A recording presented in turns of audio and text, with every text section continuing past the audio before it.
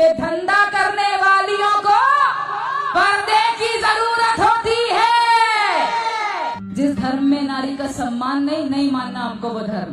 हिंदू सनातन धर्म की बात तो सबसे अच्छी यही है कि नारी को देवी रूप में पूजा जाता है।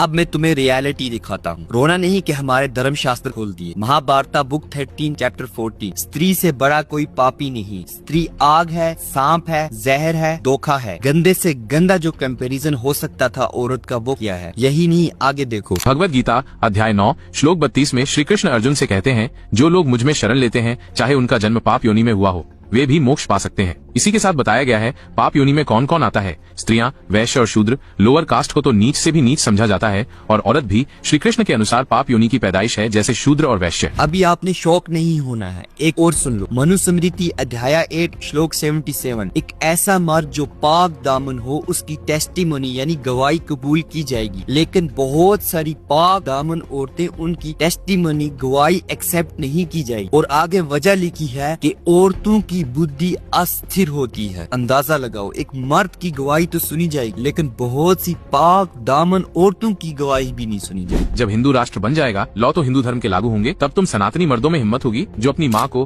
बहन को, बीवी को पाप योनि की पैदाइश बोलेंगे या मानेंगे। उसको सोसाइटी के लिए एक जहर मानोगे, उसको सांप मानोगे या उसको हर पाप की जड़ बोलोगे। अभी सोच कर देखो, ये सब अपनी माँ के बारे में, क्या तुम्हें एक्सेप्ट है? और तुम इसको इस्लाम के साथ कंपेयर करते हो। मैं अगर तुमको कहूँ कि तुम वुमेन्स राइट्स लिखो अपनी माँ को, बहन को, बेटी को सामने रखकर, मैं गारंटी देता हूँ कि तुम ऐसे नीच और घटिया रूल्स तो नहीं बनाओगे। जिस इस्लाम पे ये प्रोपेगेंडा कर रहे हैं, देखो वो क्या कहता है। कुरान 49:13 कहता है, बेशक अल्लाह के नजदीक तुम में से सबसे इज्जतदार वही है जो सबसे ज्यादा मुत्ताक़े परहेजगार है। मतलब न मर्द ऊपर है न औरत, जो जितने कर्म करेगा वैसे ही उसकी इज्जत है अल्लाह के सामने। और कुरान का चैप्टर 4 वर्स 1 कहता है कि अल्लाह ने तुम सबको सिर्फ एक जान से पैदा किया, कोई भेदभाव नहीं। जैसे एक मर्द का मुकाम है वैसे ही एक औरत का मुकाम है। अब अगली बार इस्लाम के ऊपर बोलने से पहले ये एक बार सोच लेना, नहीं तो ऐसी बातें बताऊंगा धर्म शास्त्रों से कि सुन भी नहीं पाओगे।